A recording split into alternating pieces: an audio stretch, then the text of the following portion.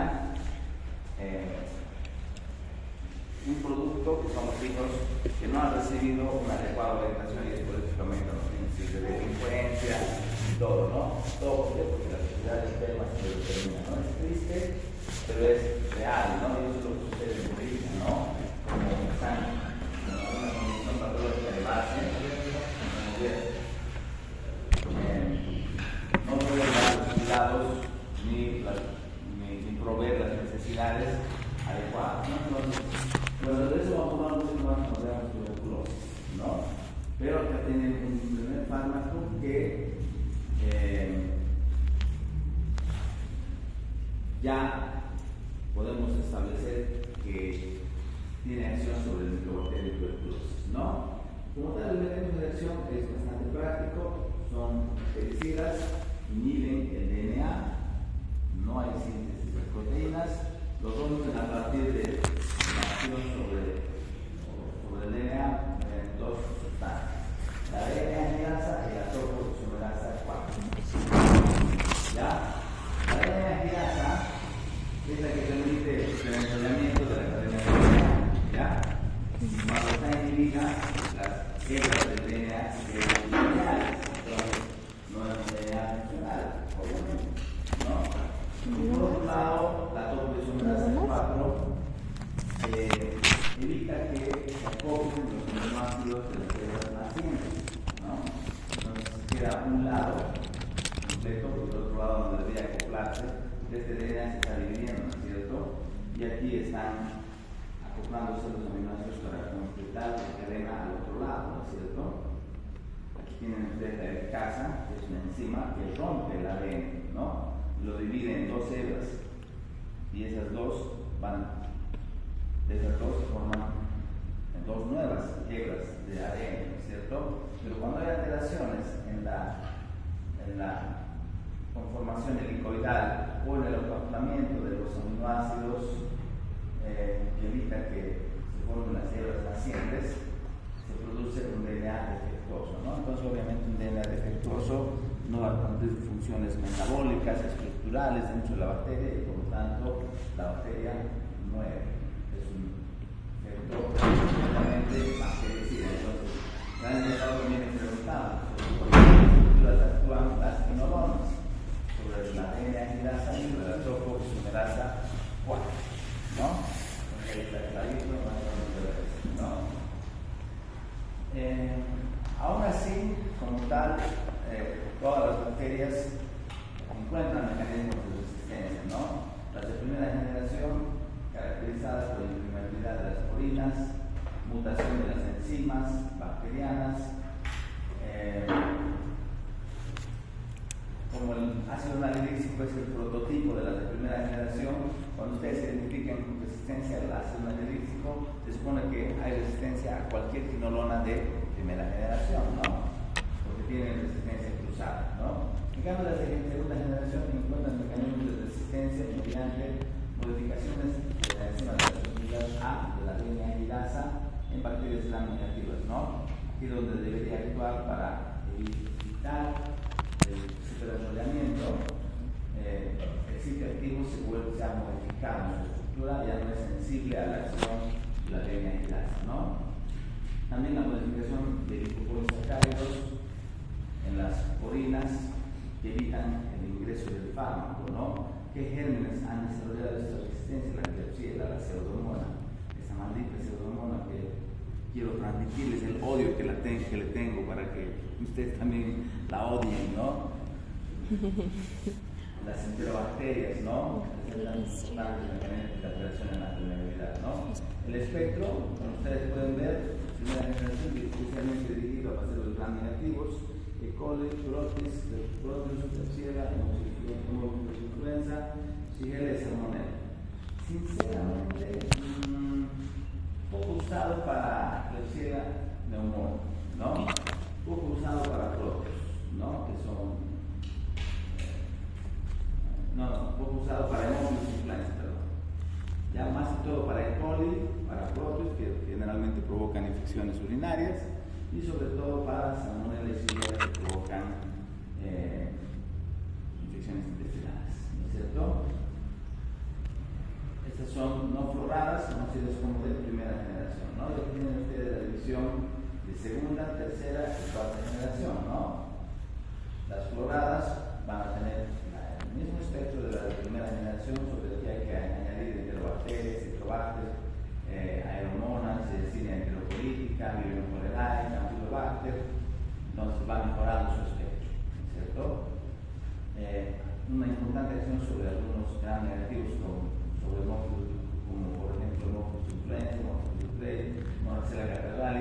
las convierten en fármacos de importante aplicación terapéutica en patologías respiratorias graves resistentes a nuestra primera línea de acción, que siempre van a ser las penicilinas, ¿no?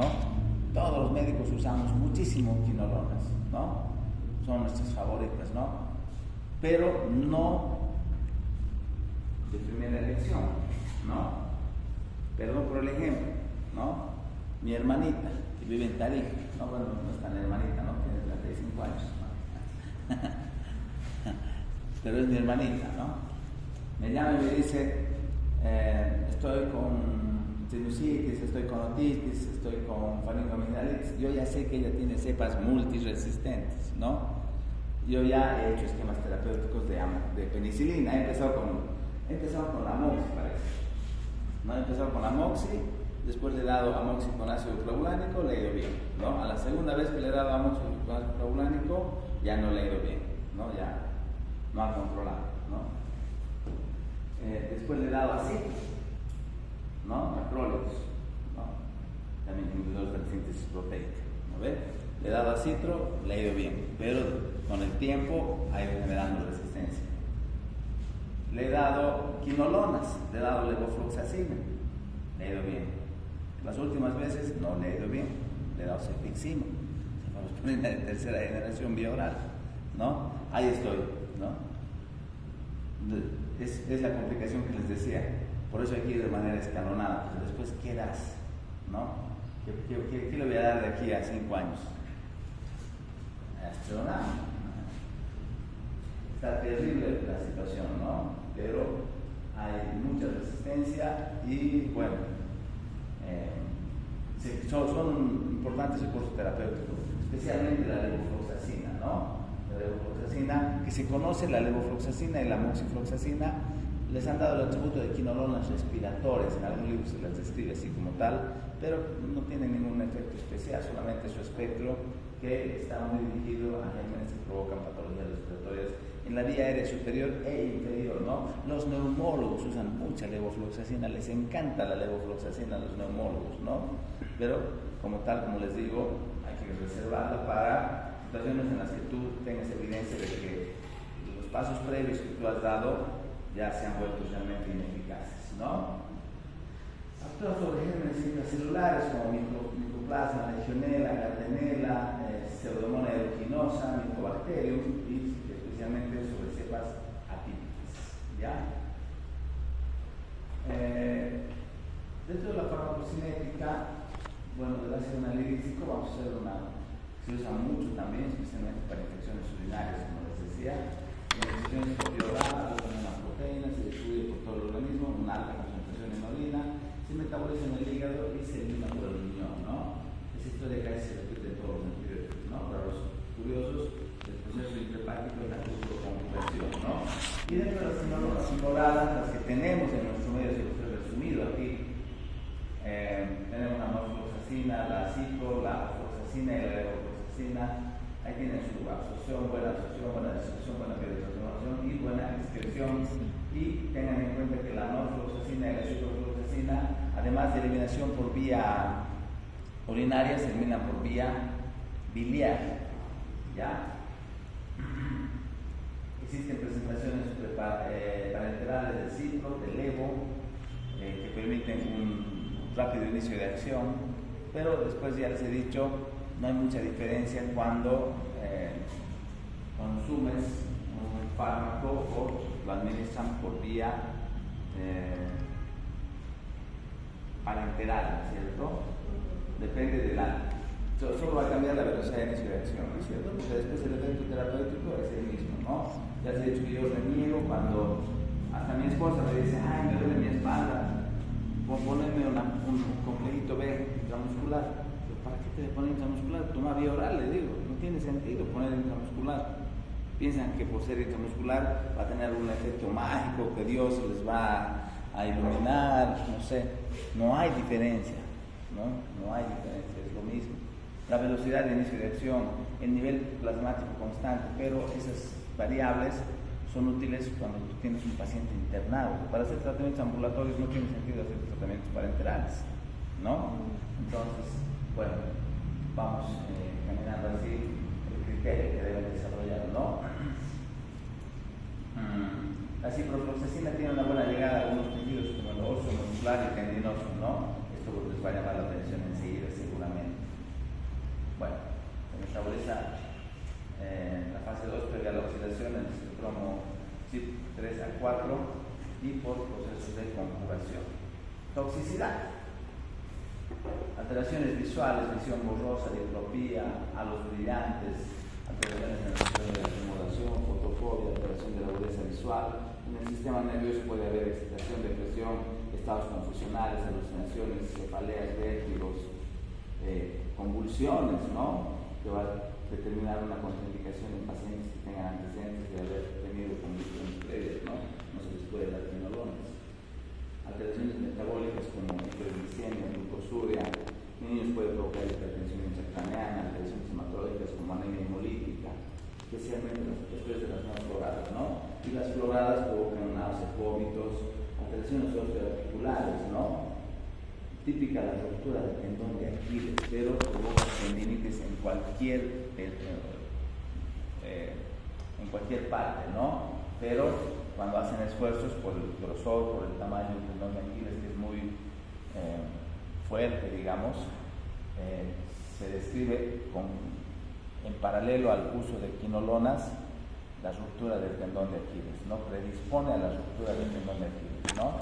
Entonces, cuando ustedes hagan tratamientos, averigüen pues un poquito sobre las actividades del paciente, ¿no? Y si saben que es una persona que hace deporte, que hace esfuerzos extremos, díganle que tenga cuidado porque este fármaco puede provocar inflamaciones tendinosas que pueden predisponer a lesiones, ¿no?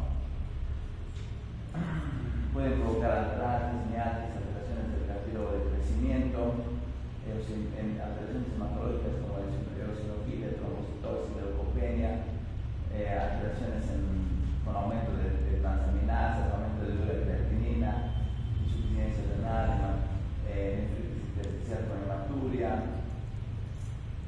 rash cutáneo, fotosensibilidad, urticaria, anafilaxia, que puede ser desde una vasculitis, una angiodema, broncoespasmos, contraindicada en pacientes con antecedentes de epilepsia, en niños menores de 12 años por las alteraciones en el cartílago de crecimiento, en el embarazo, en la lactancia y pacientes con antecedentes de patologías cardíacas, ¿no? Entonces hay una amplia cantidad también de efectos colaterales que ustedes deben considerar porque estos fármacos están limitados también en algunas condiciones, ¿no? Algunas indicaciones, ¿no? La primera generación especialmente indicados para infecciones urinarias y cualquier germen sensible, ¿no es cierto? Muy útil para infecciones intestinales por si queda, ¿no? La segunda generación para infecciones urinarias, intestinales, infecciones óseas, infecciones respiratorias, ahí tienen las floradas, la levo y la moxi, y infecciones en piel y tejidos blandos también pegan muy bien, ¿no? Las quinolonas, pues la ciprofloxacina para una infección en piel, pero no es de primera línea. ¿Qué usarían de primera línea?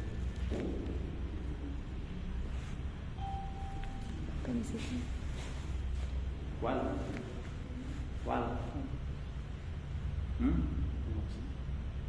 Sí, puede ser. Amoxi, me gusta. Una más, un poquito más específica.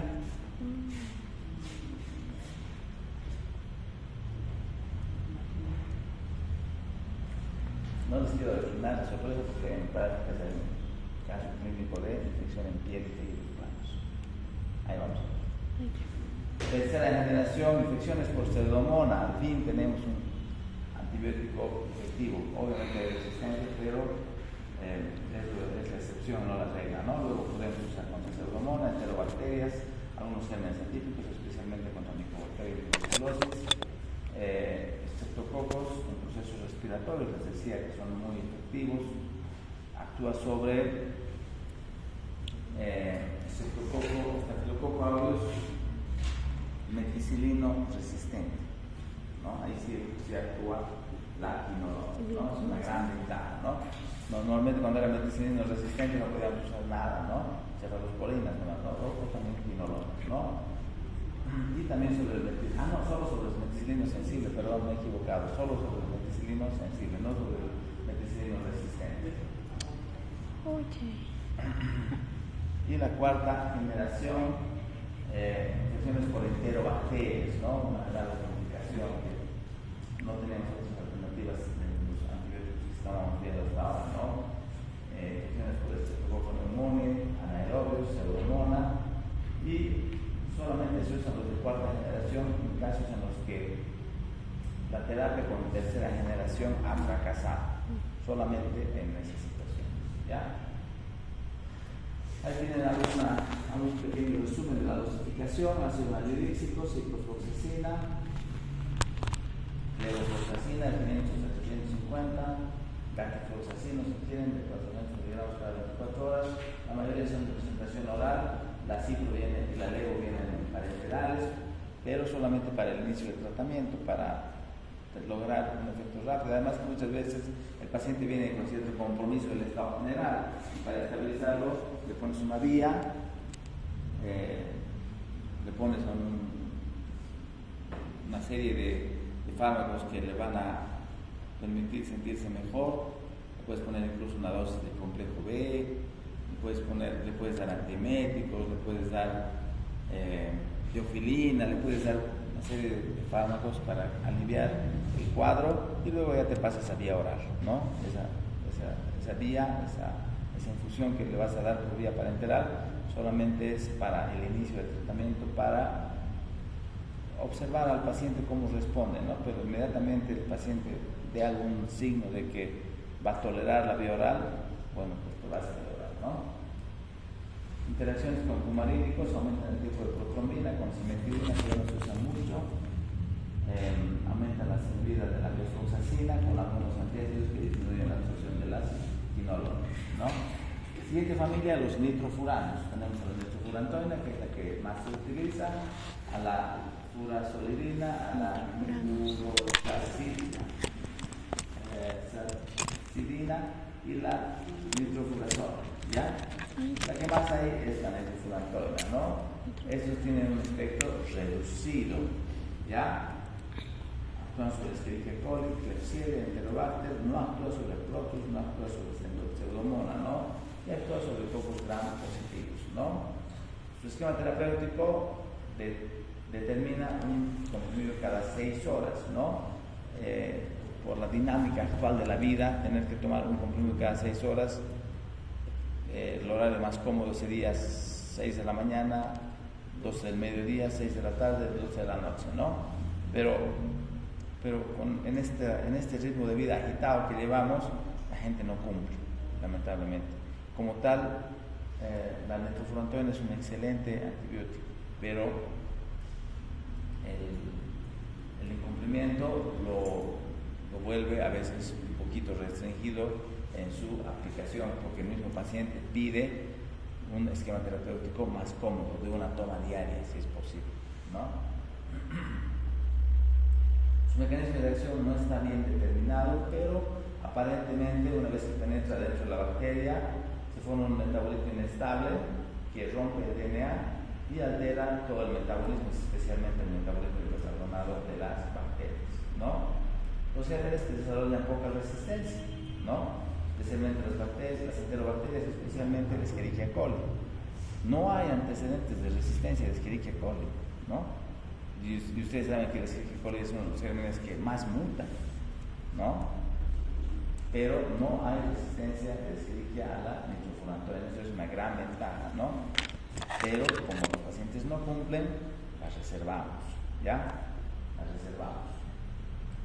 Potente bactericida con efecto antiséptico urinario, buena absorción por vía oral, amplia distribución, genera proteínas del 60%, se metaboliza en el hígado, se elimina por vía renal, por distribución y secreción, tiñe la orina de marrón, provoca algunas alteraciones digestivas, náuseas, vómitos, respiratorias, puede provocar infecciones pulmonares, neumonitis, derrames pleurales, alteraciones hematológicas como anemia, hemolítica megaloblástica, por déficit de glucosa 6-fosfato deshidrogenasa, algunas alteraciones neurológicas, cefaleas, mareos, nistagmus, somnolencia, desmielinización, degeneración de nervios sensitivos y motores, altamente teratogénica, eviten su uso al 100% en embarazo, obviamente, indicada en infecciones urinarias no complicadas, se usa como profiláctico por los pacientes que tienen tal vez alguna alteración anatómica, en los cuales hay recurrencia de infecciones urinarias,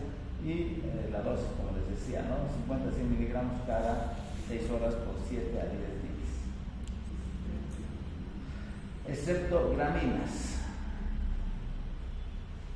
Estas derivan del Streptomyces pristina spiralis.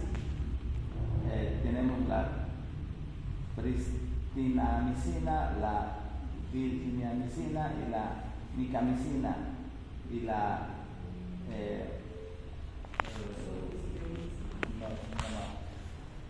Azoxystrobinicidas.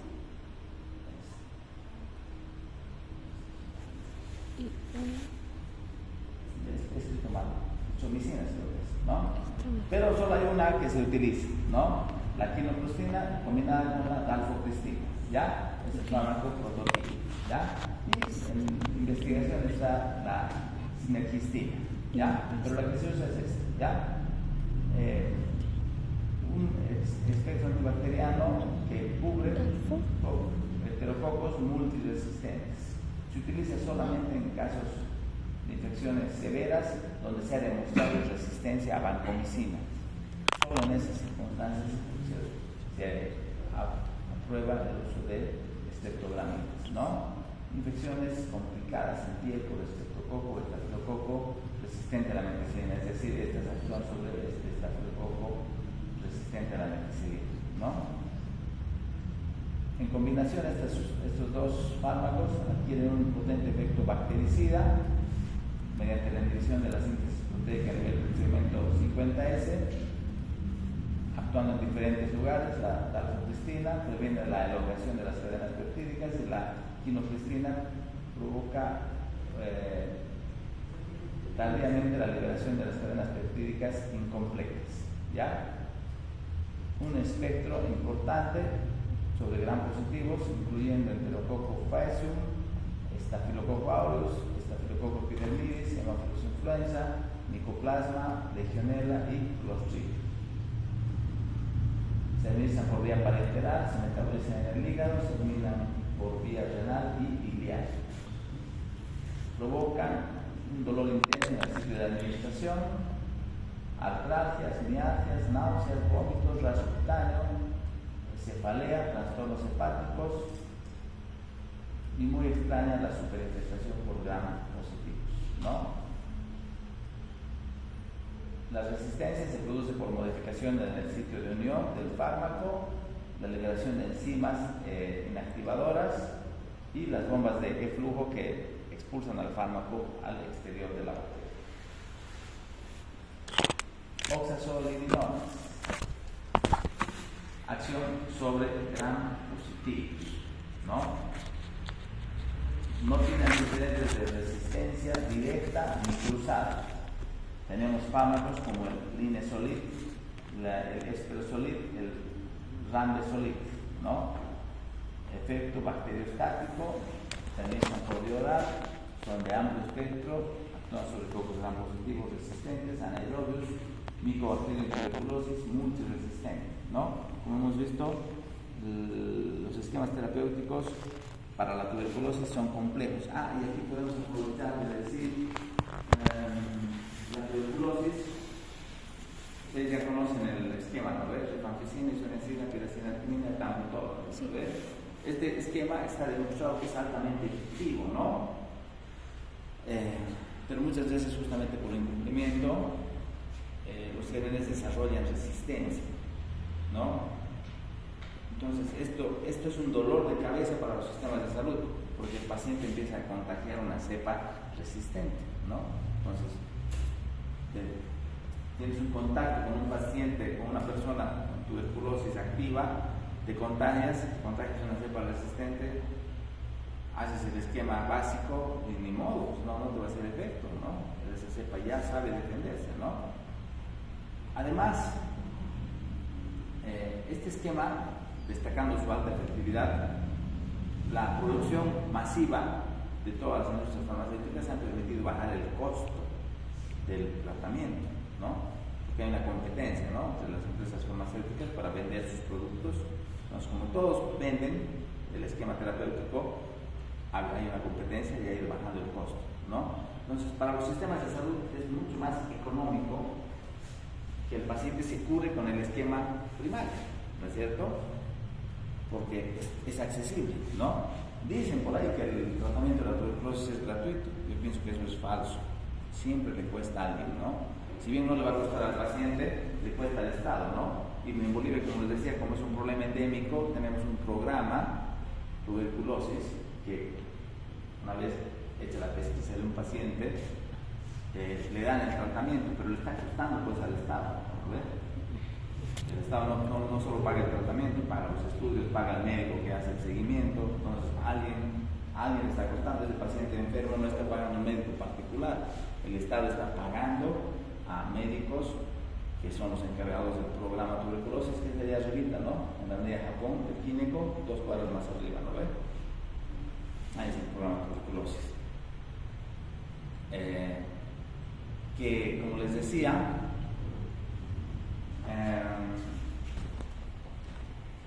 el Estado pone todas las condiciones para que ese paciente pueda cumplir el tratamiento, pero cuando hay resistencia por el cumplimiento o por lo que sea, el Estado tiene que incluir fármacos de segunda línea, como las quinolonas también, como mencionado hace un cacho, ¿no?, que son carísimos. Estos sí que son caros. Por eso al Estado le conviene curarlo con el primer esquema, ¿no ve? Porque estos fármacos ya son carísimos, ¿no?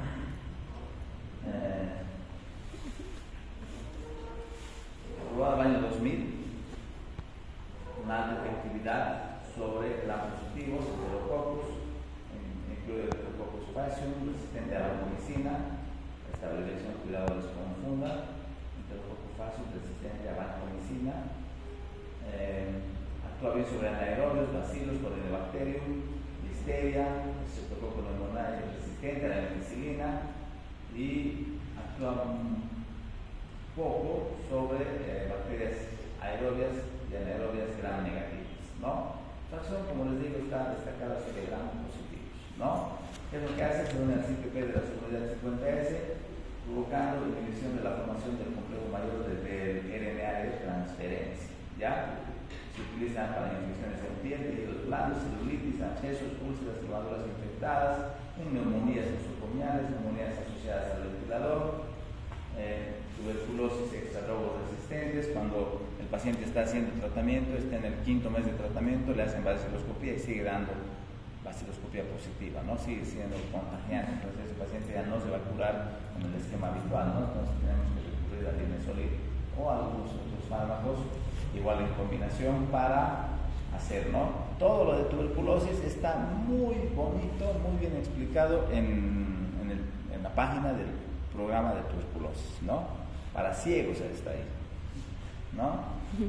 Le das una ley y aprendes, ¿no? Entonces pueden aprovechar el acceso que todos tienen para profundizar un poquito sus conocimientos. Pero vamos a tener una clase exclusiva de tuberculosis, ¿ya?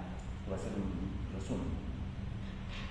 Bueno, puede provocar unos efectos adversos como neuropatías, mielosupresión, acidosis láctica, que son limitantes muchas veces para el cumplimiento del tratamiento, además del alto costo del Linezolid, ¿no? La trombocitopenia es un grave efecto adverso a nivel hematológico. ¿Hemos visto monomartánicos?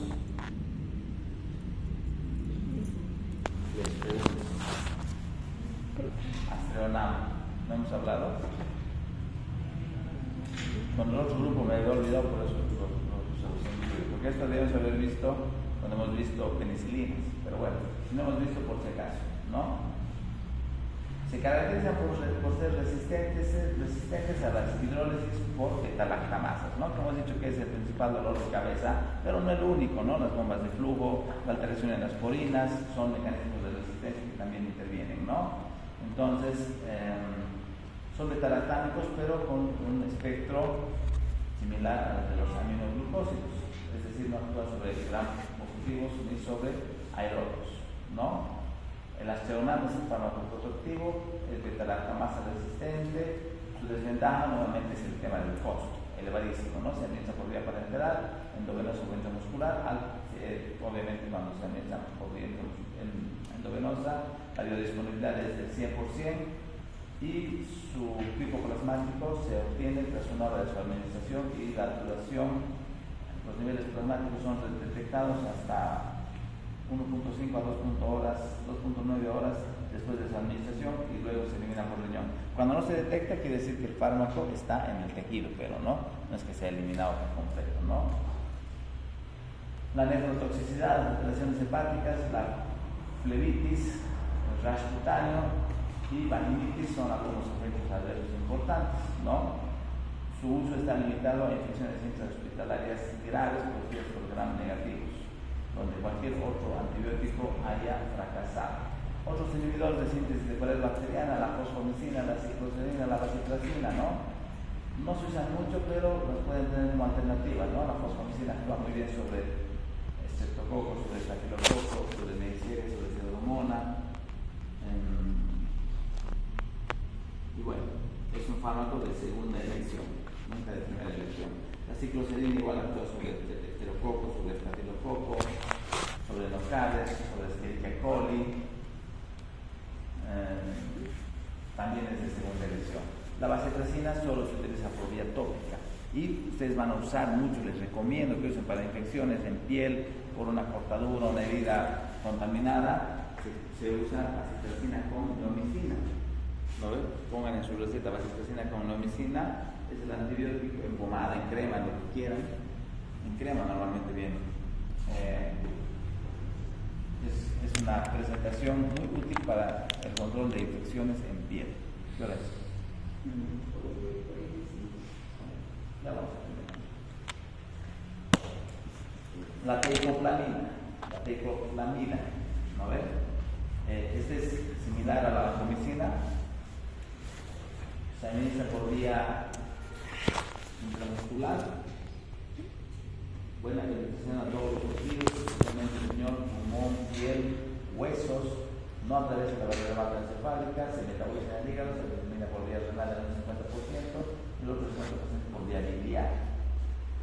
Provoca algunos efectos adversos como erupciones cutáneas, aumento de las transaminasas, aumento de la fosfatasa alcalina, de la secrecan, dolor de la inyección, broncoespasmo, contraindicada en pacientes con sensibilidad al psicoactivo y en el embarazo.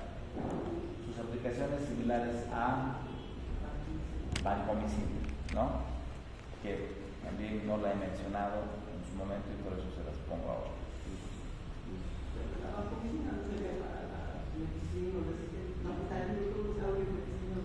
Sí, pero por eso les digo, tienen que tomar en cuenta que la producción de enzimas, como la beta-lactamasa, no es el único mecanismo de resistencia. Los genes desarrollan otros mecanismos, ¿no? Tenemos la eliminación del fármaco por bomba de flujo, tenemos alteraciones en el sitio de unión, alteraciones de las PBPs, tenemos eliminación del fármaco si bien penetra, inmediatamente es eliminado, alteraciones en el sitio de unión, hay varios mecanismos, ¿no? Entonces, si el mecanismo es la producción de enzimas inactivadoras del antibiótico, podemos usar vancomicina, pero también lamentablemente hay resistencia a vancomicina por otros mecanismos, ¿no? Entonces ahí podemos recurrir a estos otros fármacos, ¿no? Y esto es para todos los demás. Ya vamos a terminar, nos falta solamente metronidazol y tuberculosis, creo. Solamente entonces terminamos antibióticos. Doctor, ¿hasta dónde es el primer parcial? ¿Qué? ¿Hasta qué tenemos el primer parcial?